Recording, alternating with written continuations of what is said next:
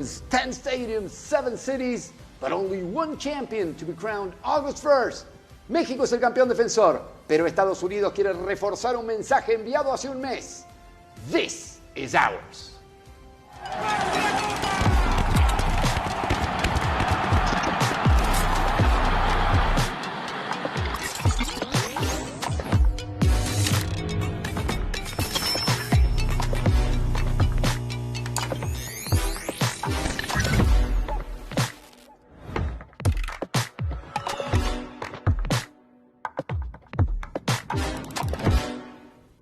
Hello, gang. Welcome aboard. What a pleasure to have you with us. Arranca la Copa Oro en minutos nada más y con ella nuestro show. Bruno va en Gaby Amado. How are you, Gabby? I'm doing phenomenal. I know all of you out there, you missed us. We were with you guys throughout the Concacaf Nations League.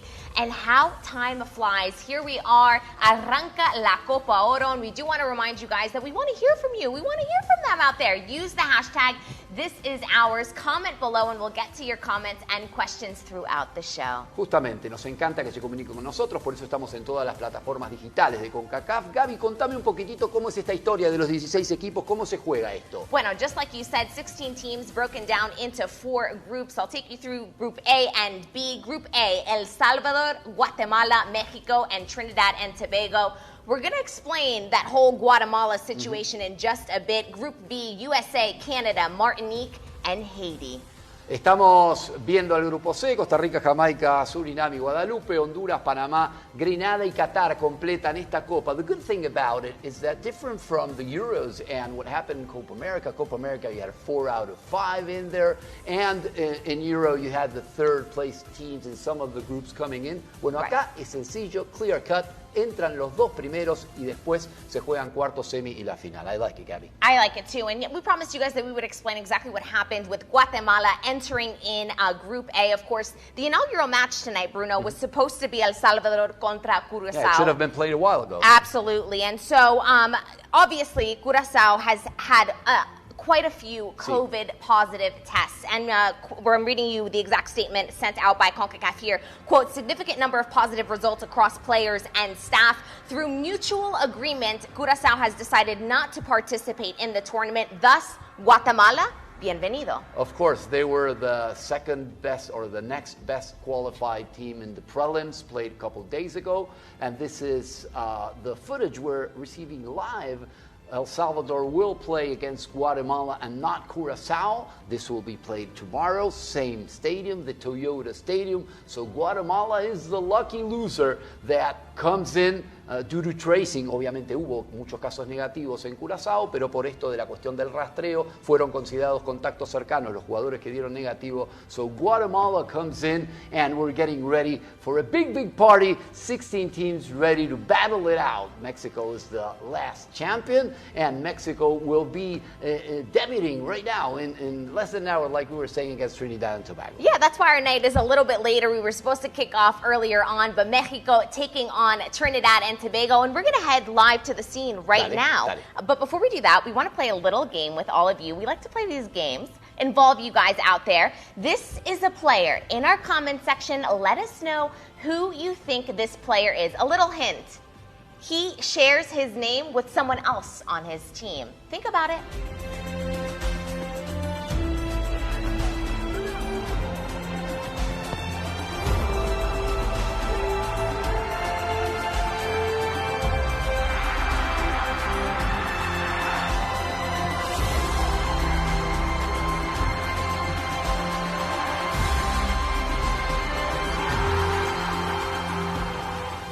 México ya tenía un peso importante antes que se jugara la Nations League, but now with the U.S. winning that title, Chucky Lozano, you got Tecatito Corona, I'm talking, Talavera will be the keeper and it's a good chance for him. You got a new number 9 right there up front in Rogelio Funes Mori, so it seems that Mexico has all the weight right now to become the champion. Certainly does, and the pressure is on. Let's head live to the scene where our man Nelson is standing by. Hola Nelson, bienvenido al programa.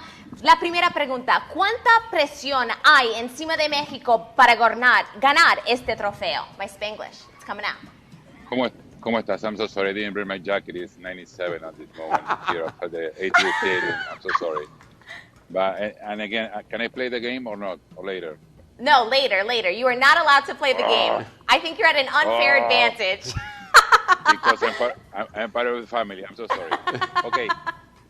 Por lo que pudimos, ¿cómo están a los dos? Muchas gracias por dejarme estar aquí. Por lo que pudimos ver con el diálogo que tuvimos con los fanáticos del Tri, no hay tanta expectativa como para ganar esta Copa Oro. Ya la Nation League frente a Estados Unidos los dejó satisfechos. Aparte, entre otras cosas, como muchas divisiones, como muchas selecciones se han dividido en algunas partes. Por ejemplo, hoy no va a estar Memo Ochoa, que ya está en Japón para jugar los Juegos de Tokio, y en las otras selecciones, como en Estados Unidos, también van a faltar algunos jugadores. Creo que no hay tanta presión. Como siempre, el fanático mexicano, hemos recorrido 1000 estadios aquí en Estados Unidos. They always came here to enjoy, to disfrutar la carne asada y todo eso. Pero hay que decir sí que Talavera es el portero, hay que decir que no está Ochoa, y hay que decir que no está el Tata Martino, porque fue expulsado en el último partido en la definición frente a Estados Unidos en la Nation League. Hoy el que dirigirá el tricolor será otro argentino, Jorge Taylor, conocido por Bruno.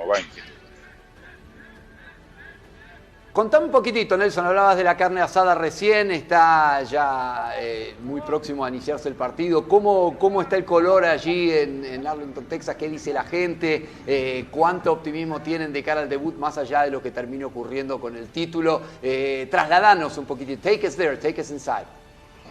Ok, de nuevo, tranquila la gente. Siempre que juega México, así sea por un amistoso, llenan los estadios particularmente. Aquí ha hecho mucho calor durante la tarde, la gente llegó muy tarde a hacer el tailgate, a disfrutar de la carne asada, la cerveza, lo que hemos visto siempre, pero están muy tranquilas, muy contentos. Hay mucha playera de Funes Mori, que te parezca mentira, esperando el debut del striker argentino aquí ya en tierra americana para ver cómo lo sigue, cómo lo aplauden. Suponemos que va a ser un buen match con el tridente que tiene arriba Tata Martino, que de nuevo no va a estar Jorge Taylor. Pero el fanático está tranquilo, no está tan excitado como en otros partidos. Y bueno, hablamos un poquito del caso de Tata Martino. Decimos que él no gana esta Copa Oro. ¿Qué pasa con Tata Martino? Escuchamos al entrenador y después tu respuesta, Nelson. La preparación ha sido buena. Las ganas de empezar a competir se nota en cada entrenamiento, así que estamos ya listos como para enfrentar el primer partido de mañana y ver si podemos solidificar con rendimiento nuestra candidatura en los papeles. Como dije antes, lo mejor que le puede pasar al equipo es respaldar con buenos rendimientos el favoritismo, y después la contundencia o no que usted menciona a veces es muy difícil de analizar. Hay veces que la contundencia no se da en los resultados, pero sí se da en el control del partido. Así que lo que nosotros más esperamos es tener buenos rendimientos, no darles posibilidad a los rivales.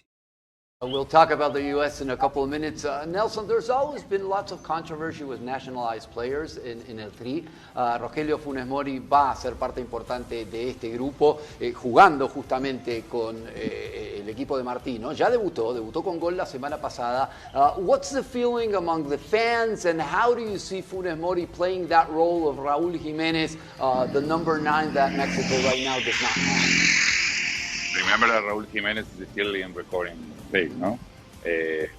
Nosotros estuvimos en Houston justamente anteayer entrevistando a unos fanáticos de Monterrey y estaban extremadamente felices que Funes Mori sea el número 9 de esta selección. Y ellos nos decían que la gente de Monterrey, al menos, que es bastante, va a estar apoyando al tricolor a partir de ahora muchísimo más que antes, porque tienen a su figura emblemática, ¿no? El goleador que los ha llevado a ganar campeonatos y los ha llevado al Mundial de Clubes. Yo creo que hay muy buen feeling acerca de la llegada de Funes Mori, y cuando esté disponible Jiménez solamente va a ser competición, que es lo que busca el Tata. Fíjate que el Tata siempre busca tener 2 por puesto, y eso es lo que está tratando de... Muchísimas gracias, Nelson. Nos reencontramos en cualquier momento. Completísimo. Un gran abrazo. Thank you so much. Abrazos.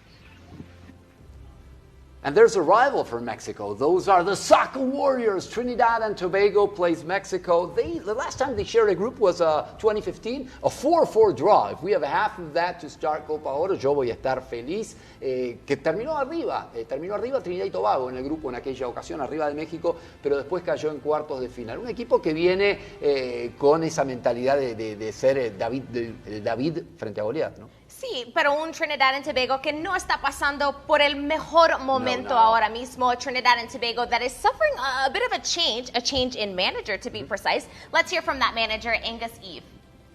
Well, we have the mindset of a lion. You know, we just want to. The lion is not the biggest animal in the jungle, but he's the king of the jungle. And if we have that lion mentality that we have displayed in our games so far, because definitely match fitness and all the things that are against us, our spirit, our team camaraderie, that willingness to fight and graft for each other is what we're going to be needing for this phase. Yeah, we're going to be a little bit technical, but at the end of the day, it would be those attributes, because all the teams that we're playing against, we have players playing in the European Cup, coming in for different clubs and stuff like that. So our players, 50% of our players have not played a competitive match for a year and a half. So it's a difficult task, but as I said before, we're not complaining. We know what we were getting into when we took this job, me and the staff, and we have our nose down and we head pointed in the right direction.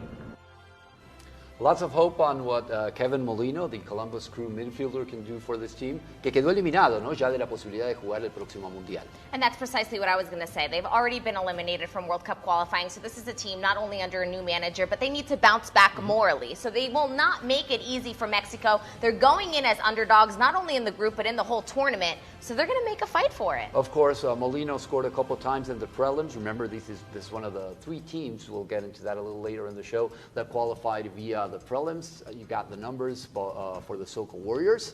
Yeah, with that said, they are the most successful Caribbean team in the Gold Cup. The stats do not lie. 16 appearances. They debuted back in 1967.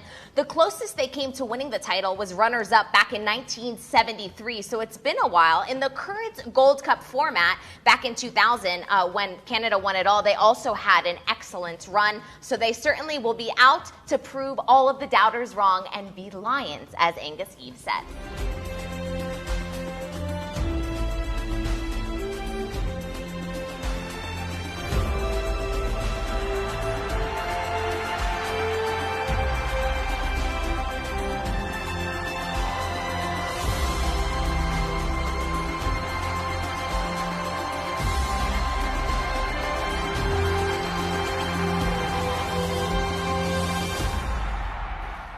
Sí, dale. Do you hear that? I hear a little. Yeah, I don't hear it very clear. USA. All those chants, I hear them from afar. Yo también los escucho. Cuando un entrenador, Gaby, como Greg Bellharter, goes to great lengths to deny that this is a B team, nos hace sospechar justamente lo contrario, ¿no? Porque son 19 jugadores que militan en la MLS y 4 que no, a diferencia de lo que ocurrió en Nations League, que es el plantel con los consagrados, si se quiere, los que van con mucha experiencia europea. Eran 19 players from outside the MLS. On this team, there are several uncapped players, a very young team, but Berhalter says that they still can go all the way. Yeah, and I'm going to go through some of those concrete numbers. Only 4 players from National League, the National League roster that won the Concacaf Nations League just a couple of weeks ago. 5 players uncapped, so just as you said, 0 caps. 14 players have fewer than 10 international appearances. So while some may look at this roster as unexperienced, others may look at it as hungry. These are players who want to prove themselves. Eso es lo que dice Berhalter, que quieren ganarse un lugar para el octogonal y que además tiene que negociar la cuestión de los pedidos a los equipos en Europa. If he gets his players to go early to preseason and be a big part of those teams in Europe, that will also play in Berhalter's advantage, aside from the political negotiations that he needs to manage in order to have the players when he needs them for real. Because he could have called those players. He was the teams have to legally abide and provide with those players for this Gold Cup. But he chose to go go this route, and we'll see how it works. Yeah, all eyes on some big names still that made the U.S. men's national team roster for this Gold Cup. Daryl Dike, who is shining over at Orlando City. And then, of course, Gianluca He's one Busio. of your friends, right? Yeah. What's that? Dike is one of your friends, right? He is. He's one of my pals over at Orlando City. But the other big one is Gianluca Busio, who is ready to make his debut for the U.S. men's national team on very familiar territory at home in Kansas City against Haiti. Let's hear from him. It means everything for me. I think I grew up in the youth national team system, and your one goal when you go to youth camps is to make the men's national team. So for me, I took the full progression, and I'm happy to be here, and it's a really proud feeling that you get putting on the crest, and I'm happy to do it with the men's national team. And yeah, I think it's going to be a good experience for me. I think not many people get to represent their national team, and I'm doing it at such a young age, so it's a really special moment for me, and hopefully I can do well enough. And yeah, I think I'm ready for this moment, and in the end we want to win. Antes de hablar del rival de Estados Unidos, Gaby, yo te digo la verdad, tengo hambre. Yo también. ¿También? Pedimos algo. Pedite algo. Pedimos algo en Grubhub. Grubhub, order ¿Qué Grubhub. te apetece? Sí, a mí me gusta Grubhub. ¿Qué te apetece? ¿Un cafecito? Cafecito y algunas ¿Croqueta? masitas. Sí. Okay, sí. bueno. Vamos a hacer algo para la tarde. Hago Order el Grubhub, orden. guys. Order Grubhub using code GOLDCUP for $5 off. Orders of 15 or more. Unbeatable prices and on-time delivery. We'll check that, if it is on time or not, in a couple of minutes. The order has been placed, so we'll wait for that in just a moment. We'll evaluate the service. But the U.S. men's national team are taking on Haiti to kick off Group B action tomorrow. Just like I said, in Kansas City, Gianluca Busio is buzzing. He is ready to go. Let's get some more information on Haiti. Let's check in with Patrick. Dale, los saludamos y nos da mucho placer to introduce Patrick Chardier, former captain of the Haitian national team, loads of experience in what the Caribbean teams, not only Haiti, bring to this Gold Cup. Why don't you give us a little context, Patrick? How is Haiti right now to face the U.S.? Unfortunately, first, thank you for having me, guys. I appreciate that. Unfortunately, you're probably aware of sad events that have happened in my country lately, so it's kind of affected the morale of our players. But to tell you the truth, we are such a resilient people. Even in moments like that, our players try to dig deep and find the purpose to just bring the best out of them. I was having a conversation with Dukens Nazon, who was telling me how saddened he was by the situation, but at the same token, he said, Pat, you know what, that's more drive for me to bring the best that I have. So, get ready to enjoy a great game because you're going to be surprised with my delivery. No doubt about it. Nothing heals a country like a victory. Oftentimes, sports do bring people together. And Patrick, this is a Haiti team who, from my perspective, are a bit underrated. They were very, very impressive in their 4-1 win against Bermuda to book their ticket to this group stage. Tell the people why they should not overlook Haiti. Well, just look at the last competition they competed in. We did extremely well. And besides, we have a coaching staff right now that's been doing a tremendous job, a really tremendous job. I had the privilege of enjoying the second half of the Haiti versus, what was that team again we played against? I had the privilege of enjoying that game with someone of a MLS team, a very important person in the decision-making as to bringing in players. Maybe I should call it a scouting director, for lack of a better word. And he was sharing with me how impressed he was with the delivery of the players, the tactical disposition, how they had changed, how we had grown from the lack of discipline that we used to show back in the days. And with that new coaching staff, with Jean-Jacques Pierre leading the troops, who is such a disciplined man himself, you can feel it, you can sense it, you can see it, and we should experience that against USA on the day tomorrow. Yes, certainly. And go ahead, Bruno. Thank you. Who should we keep an eye on, Patrick, talking about this roster? You were just talking with Gabby and with our viewers about the continuity from last Copa Oro. You went to the semifinals, took Mexico all the way to extra time. Pierrot, the forward who plays in France and Ligue 2 in Guingamp. Any other names we should keep an eye on? Yes. Well, first, I'll start with the back. I think that we have Ricardo Ade, who is such a strong defensive player. He's the captain of the team. He's got such personality. He's a little bit older than the rest of the team, but as the same token, you will see that leadership skill come out of that experience that he has. Plays with number 4, such a tremendous player, great leader.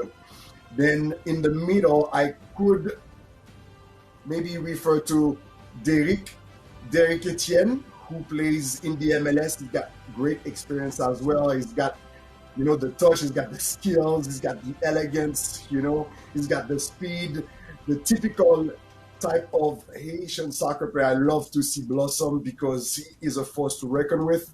And then up top, I would say Pierrot Franzi, as you just mentioned it, for his physicality, his ability to hold the ball up top for us as we're going forward, making the connection between the middle third and the forward third.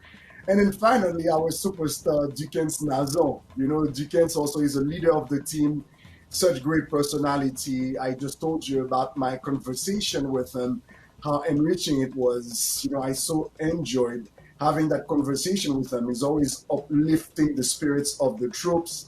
But besides that, he's scoring goals as well. He's got experience. He's very self-confident. And that's what we need when we encounter calibers as the United States of America or Canada. As it's not going to be funny. It's not going to be easy. It's going to be tough work. But I think that our Grenadiers are ready for the battle. They certainly are, and if their last tournament proved anything, it's that they are a force to be reckoned with, which brings me to my next question. How do you manage expectation after booking it all the way to a semifinal, being oh so close to a final? Clearly, for the fans to be happy, Haiti have to make it to the final this year. Gabby, that is such a good question. That's a great question. Because you know what, with our Asian people, the fact that we beat that team 6-1 at the beginning of the preliminaries, for them, our people, they think, oh, that's it, then we're superior. So they are expecting for us to go all the way and be able to beat every other team and score such many goals or what have you, not really understanding that it was a different type of level, it was a different competition. Now it's much more serious. As far as the coach is concerned himself, managing expectations, he knows what he's doing, he's a professional. He's been there, done that. I think that he is himself as well challenged by those games. And he has a conversation with the players individually as a group, telling them exactly what is expected of them as far as his directions are concerned. And basically, that's what the key element will be here. Him dictating what his own expectations are and for them to adapt or apply whatever it is that his comments would have been. And before I let you go, I need a little Creole lesson. How do you say, let's get the party started in Creole? I'm listening. Oh my, I'm not even going to try and repeat that. Next time, Patrick, we're going to have to really block out of time for me to learn Creole. Thank you, as always, for all of the insight. We wish Haiti the best of luck in this tournament. What a guy and what a team, yes, Bruno. Yes, lots of knowledge. And to get the party started, nada mejor. Listo, mira, our order is here. Our cafecito y croquetas have arrived. Perdemos pelotas, pero tenemos café. Si no te bebe el café rápido, se va a enfriar y voy a manchar toda la pelota, además. Y llegaron también las masitas. So it was really quick, and it was a pleasure to talk to Patrick. Thank you to Grubhub. Thank you to Patrick. And I think it's time to reveal who was in that silhouette. We showed you guys a photo at the beginning of the show. I gave you a little hint. I said that he shares his name with someone else on the team. Yeah, she shares the name with... Yes. Yeah, no, digo, ¿es compañero del de atrás or he's an opponent? Bueno, no lo sé. No, I mean, that's really difficult, Bruno. I don't have bionic vision, but let's reveal who it is. Drum roll, please. I don't think anyone got this right in the comment section. Nope. There it is. Nope. Hector Herrera. And of course, he shares his name with Hector Moreno. I tried to help you guys out. I'm not sure if you picked up what I was putting down, but nevertheless, there's the answer. Yeah.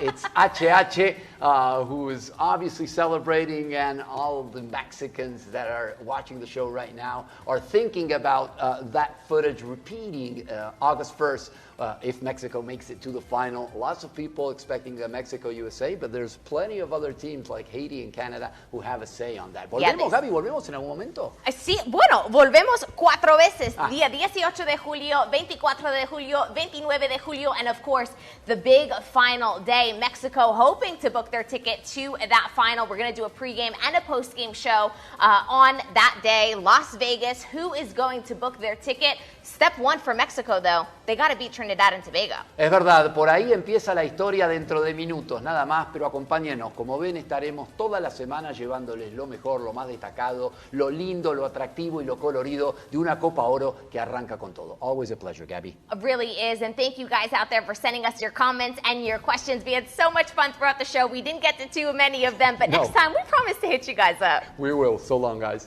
Ciao, ciao.